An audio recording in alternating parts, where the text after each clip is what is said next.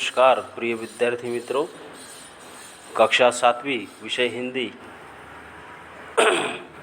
तो आज हम दूसरी इकाई में का 7वां पाठ देखने जा रहे हैं।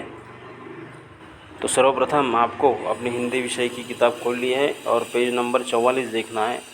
पेज नंबर 44 पर पाठ क्रमांक 7 दिया हुआ है। उस पाठ का नाम है रहस्य और यह पाठ के लेखक है डॉक्टर हरिकृष्ण देवसरे। सर्वप्रथम इनका जो परिचय दिया हुआ है वह मैं आपको पढ़कर सुनाता हूँ।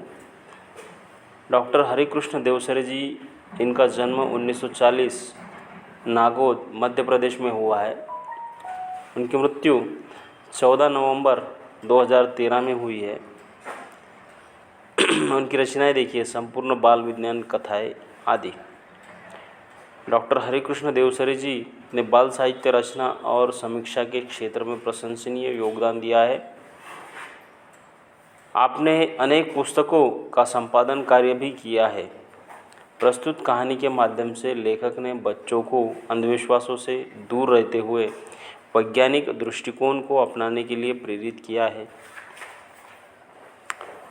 पाठ बहुत ही दिलचस्प है। सर्वप्रथम मैं ये पाठ आपके सामने पढ़ता हूँ। आपको भी आपकी किताब खोलकर पन्ना नंबर 44 पर जो पाठ दिया हुआ है, मैं जो पढ़ने जा रहा हुआ वह आपको सुनना है। अंधेरी रात थी, चारों ओर सन्नाटा था, हाथ फैलाए न सूझता था। कभी कभी कुत्तों के भौंकने की आवाज़ सुनाई पड़ती थी। आधी रात बीत चुकी थी। मामा जी के घर से कुछ दूरी पर सामने हवेली थी। हवेली का चित्र यहाँ दिया हुआ है। देखिए, हवेलियाँ ज़्यादातर राजस्थान यह राज्य में कभी आप गए तो आपको उधर हवेलियाँ ज़्यादातर हवेलियाँ देखने मिलेंगी। थोड़ी हवेली पुरानी सी है, उसमें कई कमरे हैं। बड़ी से बड़ी 3 मंजिली इमारत, 3 मंजिल वाली इमारत यह दिखाई दे रही है। और हवेली में बहुत सारी खिड़कियाँ होती है। इन खिड़कियों की वजह से जो हवा है, जो रोशनी है हवेली के अंदर पड़ती है पर्याप्त मात्रा में। हवेली में उजाला था। आर्यन खेतों को सरपट पार करता हुआ उस ओर अकेले बढ़ रहा था। उस हवेली में आधी रात के बाद कल भी ऐसा ही उजाला देखा था। मामा जी ने पहले आर्यन से कह दिया था, उधर हवेली की ओर जाने की ज़रूरत नहीं है, वह हवेली भूतों का डेरा है। यानी कि यह मनगढ़ंत कहानी है। लोग पुराने ज़माने में, आज के ज़माने में भी अंधविश्वास में यानी अंधविश्वास से घिरे हुए होते हैं, उस पर विश्वास रखते हैं। उधर हवेली की ओर जाने की ज़रूरत नहीं, वह हवेली भूतों का डेरा है। आर्यन मन ही मन मुस्कुराने लगा।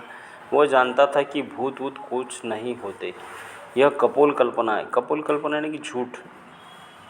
कक्षा में विज्ञान के शिक्षक ने वैज्ञानिक दृष्टिकोण अच्छी तरह समझाया था। रहस्य का पता लगाने के लिए उसने मन में ठान लिया। मामा जी ने कहा था, इस हवेली में पिछले 10-15 सालों से कोई नहीं रहता। पहले उसमें एक ज़मींदार का परिवार रहता था, अब ज़मींदार का परिवार ख़त्म हो गया है। उस तरफ कोई आता जाता नहीं। एक बार कीसू उधर गया था, बेचारे का बुरा हाल हुआ था। 3 महीने तक खाट पकड़े रहा। आर्यन करवटें बदलता रहा। आधी रात को उठकर छत से उसने हवेली को फिर से देखा। वहाँ रोशनी थी। गर्मी की छुट्टियाँ बिताने के लिए वह मामा जी के घर आया था। यह एक समृद्ध गांव है। मामा जी के पास एक विदेशी डिजिटल कैमरा भी है। यह बात आर्यन को मालूम थी। मामा जी की एक लड़की थी, उसका नाम था कनिष्का। आर्यन ने कनिष्का से कुछ सलाह मशवरा किया। दोनों बहादुर थे। अगला कदम उठाने के लिए उन्होंने कमर कस ली। अगली सुबह उसने मामा जी से कैमरा मांग लिया। मामा जी को साथ बैठाकर मामा जी का फ़ोटो लिया। फिर मामा मामी और कनिष्का के भी फ़ोटो खींचे। कनिष्का ने मामा मामी के साथ आर्यन के भी फ़ोटो खींचे। मामा मामी जी बहुत खुश थे। मामा जी ने कैमरे की तरफ तारीफ़ के फूल बांधते हुए कहा, रात में मामूली रोशनी में बिना फ्लैश गन के भी यह तस्वीर खींच लेता है। कमाल का लेंस लगा है इसमें। आर्यन ने कैमरा अपने पास रख लिया। देखिए, बहुत ही अच्छी सी कहानी है। यानी कि गर्मियों की छुट्टियों में स्कूल को छुट्टियां लगती है ना, तो उसके पश्चात आर्यन उसके मामा के गांव आता है और वहाँ रहता है। तो मामा के घर के सामने ही कुछ दूर अंतर पर एक बड़ी सी हवेली है, यहाँ पर चित्र में दिखाई दे रही है। और मामा ने आर्यन आने के बाद में आर्यन को सूचना दी थी कि वह हवेली जो है तो भूतों का डेरा है, उधर जाना नहीं। और वहाँ जाने से क्या होता है उसका परिणाम भी मामा जी ने उसको बताया था। मामा मामी और कनिष्का नाम की उनकी लड़की वहाँ रहती थी। तो आधी रात में क्या हुआ, अब इसके मन में कुछ प्रश्न गिर पड़े, यानी कि उसको प्रश्न खड़े हो चुके थे।